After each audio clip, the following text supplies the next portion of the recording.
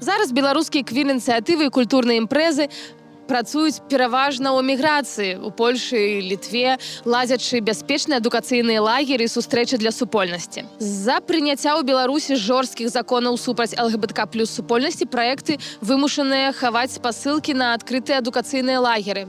Што рабіць, калі ты ў Беларусі, але хочаш патрапіць на актуальны набор? Сачы за соцсеткамі.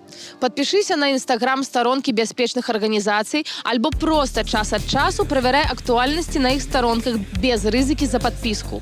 Выкарыстоўвай бяспечныя каналы. Калі ты знаходзішся ў Беларусі, заўсёды карыстайся VPN і не забывайся чысціць гісторыю браузера чатаў пасля камунікацыі з ініцыятывамі.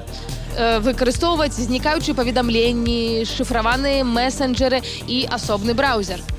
Запытвай наўпрост. Напішы ў дырэкт афіцыйных акаунтаў праектаў з запытам пра бліжэйшыя адукацыйныя праграмы альбо шэлтары.